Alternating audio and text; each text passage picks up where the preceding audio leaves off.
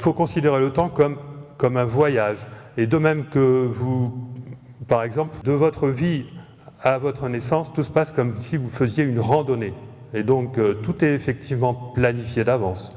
Sauf que, lors de cette randonnée, finalement, vous pouvez changer d'itinéraire.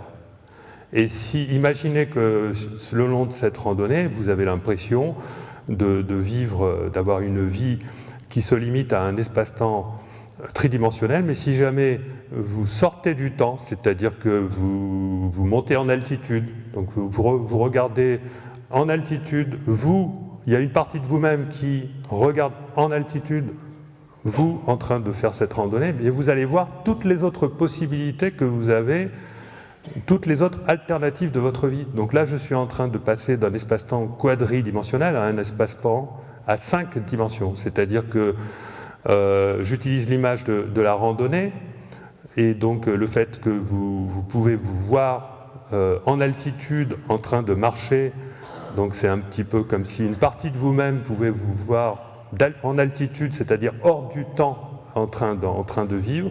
Et donc ce que je dis, c'est que nous avons réellement une partie de nous-mêmes qui se trouve en altitude et qui est vraiment en train de nous voir évoluer, nous voir vivre. Et pourquoi cela? Parce que, en fait, cette réalité qui est en dehors de notre réalité, qui n'est pas perceptible, eh bien, c'est tout simplement une réalité qui fait partie du vide. Et qu'est-ce que le vide, sinon l'espace?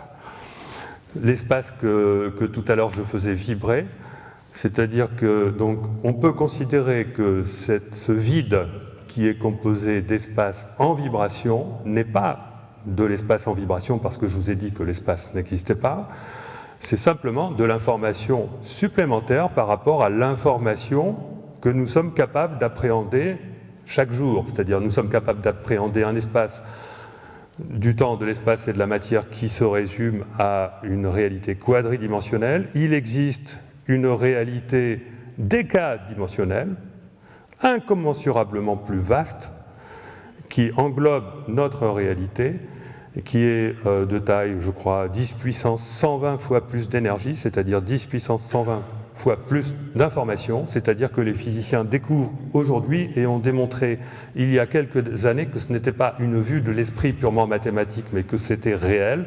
Les physiciens découvrent aujourd'hui que le vide est plein.